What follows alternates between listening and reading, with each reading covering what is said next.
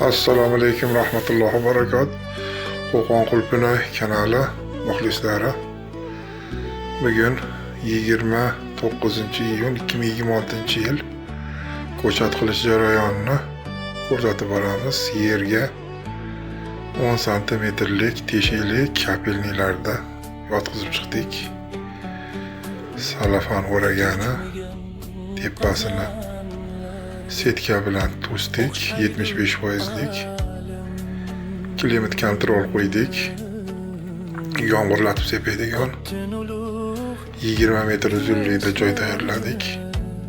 Kapelni ham 420 metrga tortildi. Eni 2 metr, uzunligi 20 metr. Mana shu holatda ko'chatlarimiz shu yerda tayyorlaymiz, xudo xolasa. Salafonimizni yopamiz. Dimlab oq tomir chiqartiramiz. Salafon tagigacha qumlarni solib bekitib havo kirmaydigan qilib qo'ydik.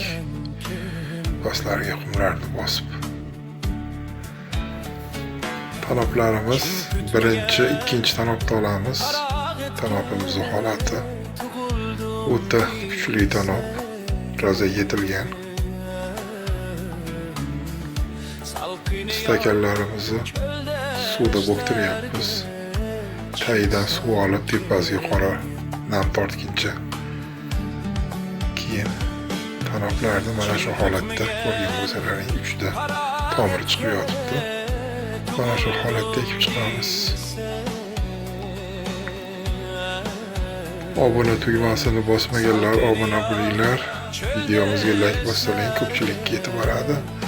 Manfaatli video bo'ldi deb o'ylaymiz. Sog' bo'linglar, salomat bo'linglar. Kimga Qulpinoy ko'chati kerak bo'lsa aloqaga chiqarasizlar. Sog' bo'linglar, salomat bo'linglar. Assalomu alaykum rahmatullohi va barakot.